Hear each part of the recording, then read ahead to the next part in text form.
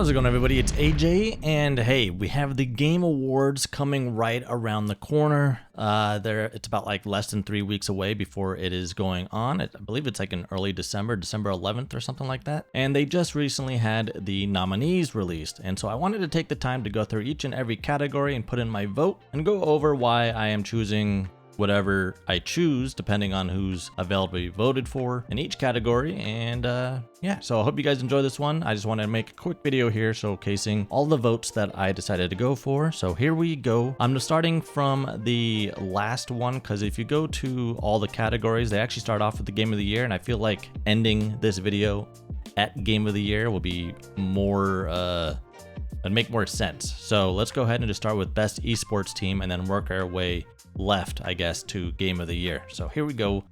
Best Esports Team. I don't really follow any esports related content, so I don't really know, but I see League of Legends, Valorant, Dota 2, Mobile Legends, and Counter-Strike. I will probably just go with I don't know, let's go Counter-Strike, sure. Again, random, so don't really know. All right, next up is Best Esports Athlete. We have Brock, who is also Brock. You got Chavi. You have Forsaken, Kakaru, Menard, and Zaiwu. I still have no idea who any of these people are. However, I did watch the EVO fighting championships that happened earlier this year, about like a month or two ago, and this guy was kicking ass, so I'm gonna choose you. All right, Best Esports Game. You have Counter-Strike, Dota 2, League of Legends, Mobile Legends, Bang Bang, and Valorant. Again, I don't really play any of these games. I'm gonna go with Counter-Strike. Content Creator of the Year. All right, you have Kadril, Kaisenat, Moist Critical, Sakura, Miko, and the Burnt Peanut. Now, I am familiar with 3 of these people. I don't know who Kadril is or Sakura Miko is. Kaisenat he's just been on a tear basically since 2020. He's just been all around, like, you know who he is. Moist Critical I am somewhat familiar with only because I played Dispatch and he voiced one of the characters, and he's a YouTuber as well. This guy is taking off. This this year. Did not know who he was beginning of the year, but he's been on my social feed for like the past 3 months, and he's quite honestly really entertaining, and he's different, and I like that. So I'm gonna go ahead and choose the Burnt Peanut. Most anticipated game. It doesn't need to be any time wasted in this one. Grand Theft Auto. That is my most anticipated game. Like, I'm pretty sure that's everybody's most anticipated game. It sucks that it got delayed again, but I am willing to wait for however long until that comes out, because I just know Rockstar Games is going to knock it out of the park. Best Adaptation. Here we go. Best Adaptation, Minecraft movie. Never watched it. Wasn't really my cup of tea. Devil May Cry. I've seen the Netflix adaptation of this. It was okay. Never saw Splinter Cell Death Watch, so don't quite know. Until Dawn, never saw that. I have seen The Last of Us Season 2 on HBO, and I actually quite enjoyed it, so I will stick with this one here. Last of Us Season 2. Yeah. Pretty cool series. I enjoyed it a lot. Next up, we have Best Multiplayer. Now, this one is going to be interesting because I've played every single one of these games except for Elden Ring Night Reign. Wasn't really... Oh, actually, no, that's a lie. I've only played 3 of these games. I've never played Arc Raiders. That just recently came out, but I'm not really a fan of extraction shooters. However, I do know this game is literally like the hottest thing right now. It is very popular, and I have a feeling regardless of how I vote here, this is probably gonna take it just because of how popular it is right now. Elden Ring Night Reign has been, I don't know, I feel like that's been like there forever, so I don't know. I don't think that's gonna win it. If I had to choose another one, Split Fiction was really fun, but it's not really, I feel like that's just a co-op game. I wouldn't say it's multiplayer. Like, it is multiplayer, but it's more co-op. I kind of differ those 2 categories. Co-op, if this is like best co-op game, Split Fiction for sure would probably win it, but they have it in multiplayer, and I don't like that. So unfortunately, that one is not going to win it for me. Peak is a pretty fun game, but again, that is a co-op game. So, and honestly, the only real multiplayer games I see is Battlefield 6 and Arc Raiders.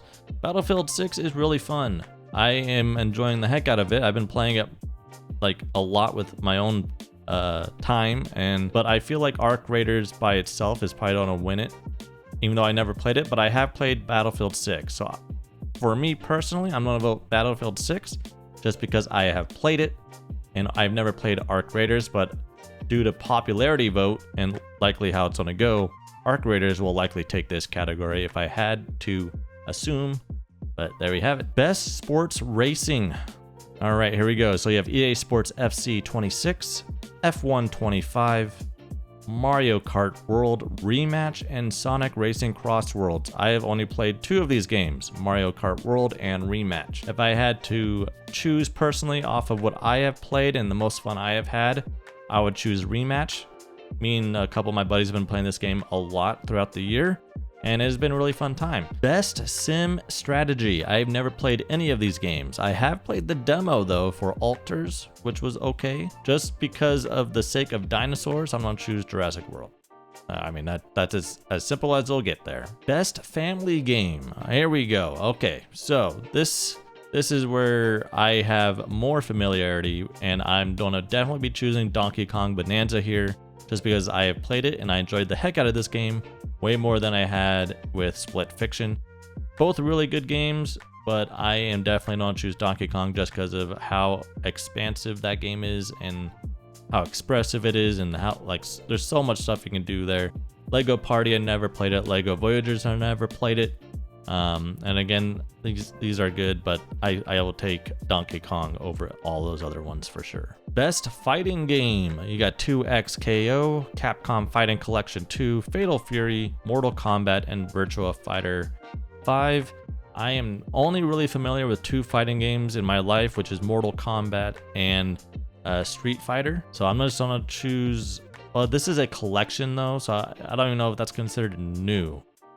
2 of these are collections. So are the collections just remastering or like putting together old games together to get a lot more content? If that's the case, I'll probably just do Fatal Fury just because I like the art style. So let's just go Fatal Fury. I wish I had more experience with those, but unfortunately, not really. All right, here's my cup of tea. Best RPG. All right, I've only played 1 of these games. I lied. 2 of these games. Nope, 1 of these games. That's Monster Hunter Wilds. Definitely will be choosing Clair Obscur Expedition 33 because to me, that game was amazing. And in terms of RPG elements and what you can explore and do, that is what I'm gonna choose. I have heard great things about Kingdom Come Deliverance 2. Outer Worlds, I never really liked the first one, so I didn't really care for the second one. Monster Hunter, I sometimes have good times with it, but sometimes I find it boring. Avowed, I didn't even care for because I didn't like the art on that one. I just didn't really care for it that much. So Clair Obscur for sure is taking this one for me. Best action adventure game. All right, now this is where I've played every game except for Hollow Knight Silksong. I didn't even say it right, but Death Stranding was a fun game. Ghost of Yotei was a great game. Indiana Jones was a good time. This game came out like late last year, right? Or did it come out February? It did come out this year, maybe. And then there's Split Fiction again. I had a really good time in all of these games except for Hollow Knight, never played it. But if I had to choose on best action adventure game and just the experience of something new, Indiana Jones is my vote here, just because I've never experienced something like that, where with that type of take on an Indiana Jones story. It was new, it was different in my opinion, and it worked out really well. I had a really fun time with this game, and I am gonna vote that one there. Best action game. Okay, Battlefield 6, Doom the Dark Ages, Hades 2, Ninja Gaiden 4, and Shinobi Art of Vengeance. I've only played 3 of these. Never played Hades 2, never really got into that game, and I tried the demo of Shinobi, which was a fun time, but I never actually played the full game. Ninja Gaiden 4 was pretty cool, but if I had to choose best action game in terms of just spectacle and everything that's going on and like how crazy it can get, like at certain moments, and just like while you're playing, I'm gonna choose Battlefield 6 here, just because of all like the jets, the planes, the destruction, the tanks. Like you are on your toes the whole time you're playing that game. I really enjoy it. Best VR AR. Yeah, I don't even have a VR headset, so I don't even know what to choose, but I do like Deadpool, so let's go Deadpool. Deadpool is just a fun character, so I'm just gonna choose him. Best mobile game. You have Destiny Rising, Persona 5, The Phantom X, Sonic, Rumble, Uma Sume Pretty Derby, and Wuthering Waves.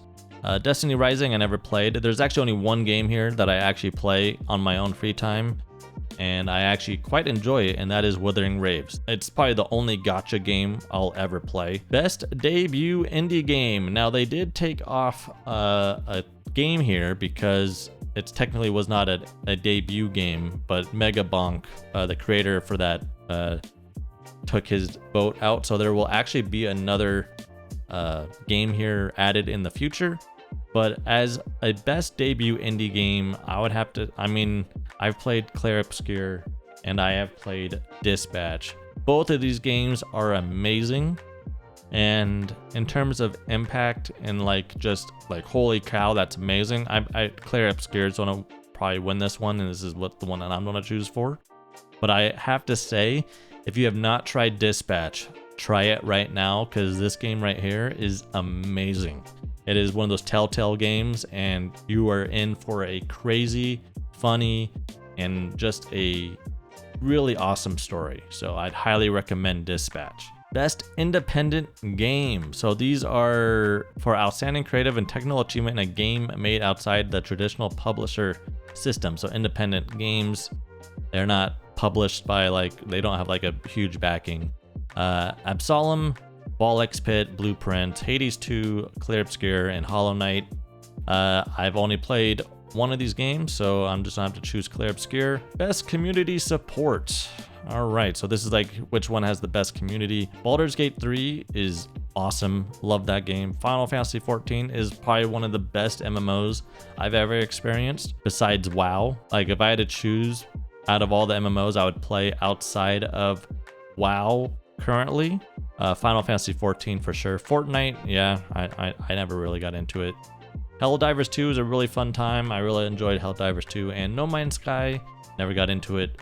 I tried it, didn't get into it. In terms of just community support and like the fact that it's really driven by how well the community is like actually active on the game, Helldivers 2 is gonna probably be the game for me, just because literally the environment changes based on how well the community is active and doing their part in taking care of democracy, you know? Best ongoing. So these are these like live service awarded the game for outstanding development of ongoing content. Okay, so it's always, so this is where it's just constant updates going on.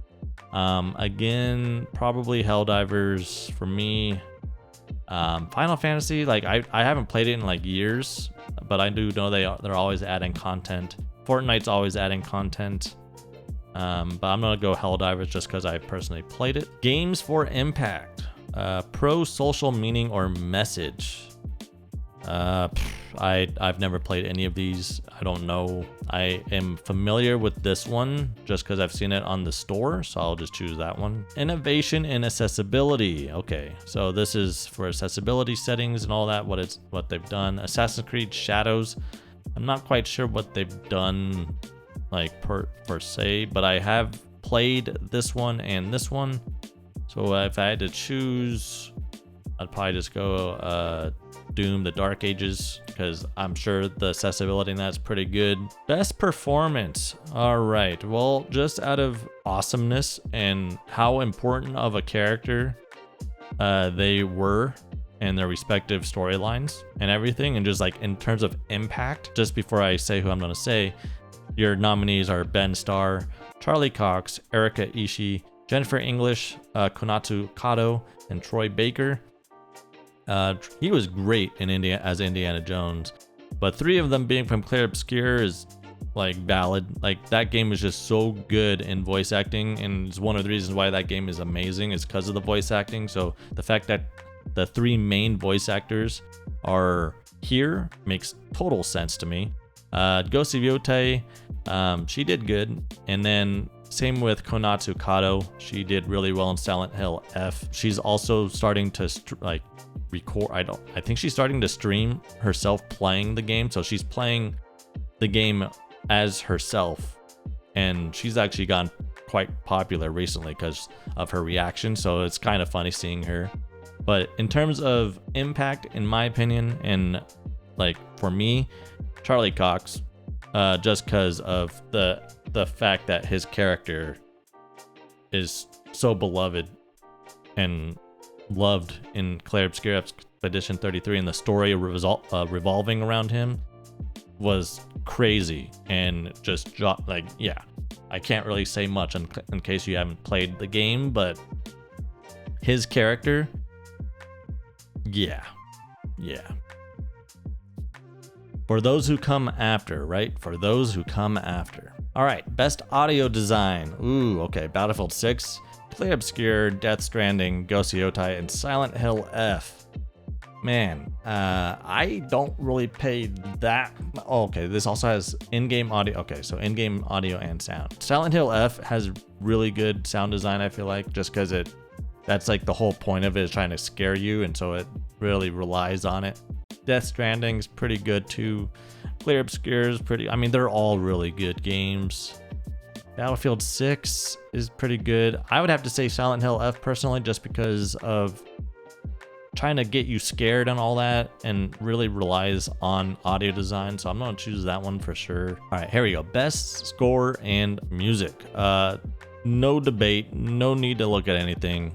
Just give it to Clair Obscur. The music in that game is absolutely amazing. There's no real time needing to waste it here.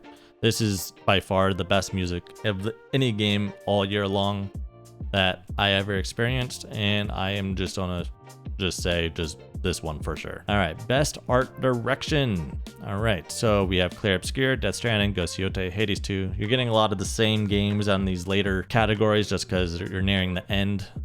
Best art direction, I'm gonna have to honestly give it to Clair Obscur. The way that the art is in that game, the way it looks and how like the world is and everything, I've never seen anything like it really. It was so unique and different, and the animation was cool, so definitely that one. Seeing sequels in categories is weird to me because there's not really, I don't know if there's really that big of a difference from the first one to the second one in terms of technical achievement, right? Because they've already done it in the first one. So if you're just seeing it for the second one, technically this is not a sequel, this is just another Ghost of game, but still, this one is new and this is a technical achievement. All these other ones are not really technical achievements because they've already done it in their first game. So I don't know how you could really not vote for Clair Obscur here. So best narrative, again, you're starting to see the same things here.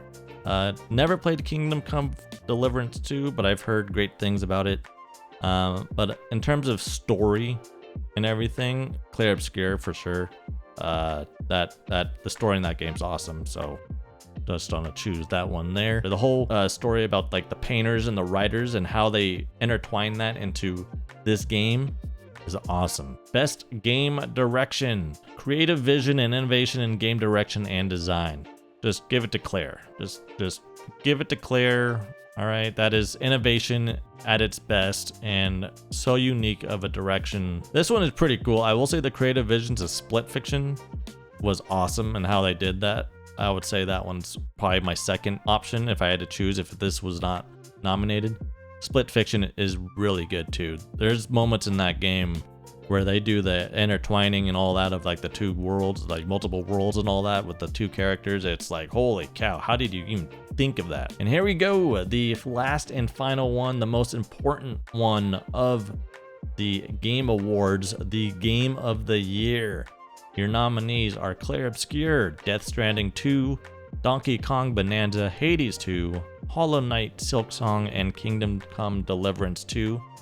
Criteria for me when it comes to this is that I take out any sequels because there should be no reason why a sequel is nominated for a Game of the Year, in my opinion. I just have a weird view when it comes to seeing sequels being nominated for a Game of the Year when their first game was already probably nominated before. So give it to the people who make a brand new game that year, and that just knocks it out of the park. But it also probably goes to show you how there's not really that many brand new games coming out that are different and unique when you're just relying on sequels to continue the gaming world in a way. I mean, everybody's excited for sequels. I get it. Like, they can bring some excitement, but I personally like the games that just come out of nowhere and are the starting point and brand new. But enough of that. In terms of what I will be voting for here, it'll be Clair Obscur. Yeah. But there you have it. That is my Game of the Year nominations, as well as the rest of my nominations for the Game Awards. So I hope you guys enjoyed this one. Let me know down below what you would choose on each category, or what you would choose for your Game of the Year. And let me know why you chose that game down below. I'm curious to see what you guys have to say. But there you have it. I just want to make a quick video here going over all the different categories and my own personal vote for each one. So hope you guys enjoyed this one, and I'll see you guys in the next one. Take care. Peace.